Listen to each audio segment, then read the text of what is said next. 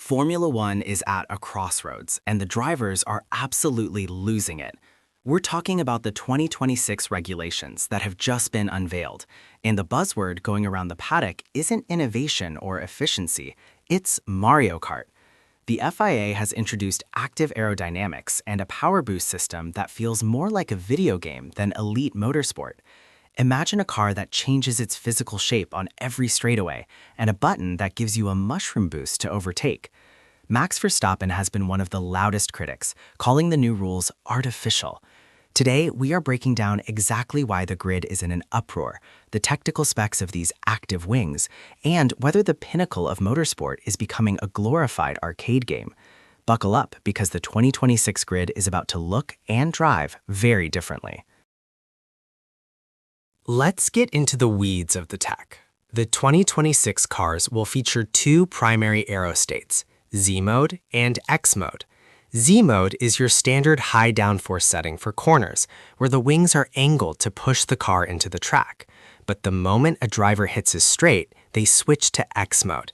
This is a low drag configuration, where the front and rear wings flatten out to maximize top speed. We aren't just talking about a small flap like the current DRS. The entire wing profile changes. The goal is to compensate for the heavier, battery-reliant engines. But drivers are worried that if the timing is off by a millisecond, the car becomes a 200-mile-per-hour paper airplane. It's a massive shift from mechanical grip to software-controlled stability. Max Verstappen isn't holding back.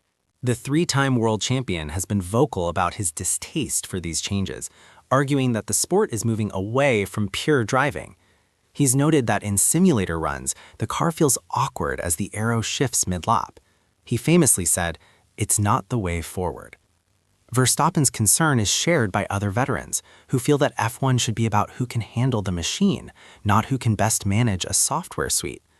When you have a car that automatically adjusts its drag to make overtaking easier, are you really watching the best driver or just the best algorithm? The fear is that the DNA of F1, that raw connection between man and machine, is being diluted for the sake of the show. If X mode wasn't enough, F1 is introducing the manual override mode. Think of this as the ultimate push-to-pass button. In the 2026 power units, the electrical output is being boosted significantly. This override mode allows a trailing car to access an extra burst of electrical energy that the lead car cannot use to defend. It is designed to replace the current DRS system. This is where the Mario Kart comparisons really peak. If you're within a certain distance, you get a literal power-up to blast past your opponent. It's a tactical tool, sure, but many purists think it's too manufactured. It's no longer about finding a clever line or braking late. It's about waiting for your override bar to fill up. Physics doesn't care about the show. One of the biggest rages coming from teams is the stability issue. During early testing of the 2026 Aero, cars were reportedly spinning out on straights because the balance between the front and rear active wings wasn't synchronized. If the rear wing enters X mode, but the front stays in Z mode, the car becomes a spinning top. The FIA had to quickly mandate that both wings must move in tandem to prevent catastrophic aerostalls. Even with that fix, drivers are worried about sudden loss of grip at high speeds. For an athlete, trusting your equipment is everything. If that active aero fails at 200 miles per hour, we aren't talking about a game anymore. We're talking about a serious safety hazard. It's not just the drivers raging. The fans are split down the middle. On one hand, more overtaking is generally good for viewership, but F1 fans pride themselves on the technical complexity of the sport. When you introduce a manual override that is essentially a speed boost for being behind, it feels like a catch-up mechanic used in arcade games to keep the race close. There is a fine line between enhancing competition and manufacturing drama. The sports enthusiasts who follow F1 for the engineering chess match are worried that the strategy is becoming too simplified. Are we rewarding the fastest car and best driver, or just the one who plays the override game the best?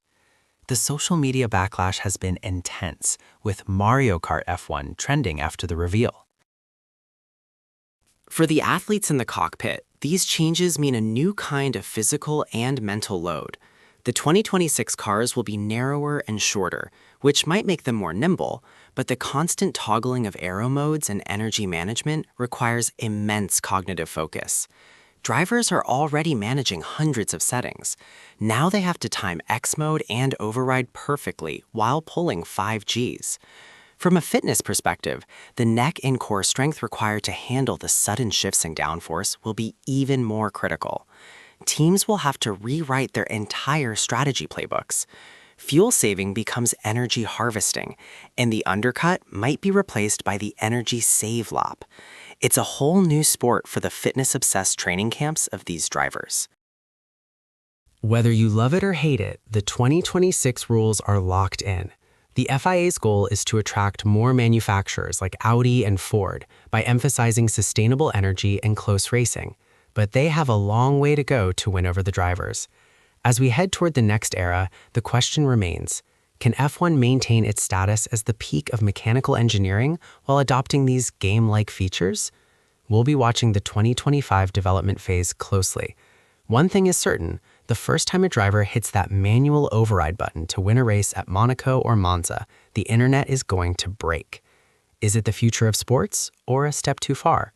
Only time and the lap times will tell. Thanks for tuning in to this deep dive into F1's controversial new path.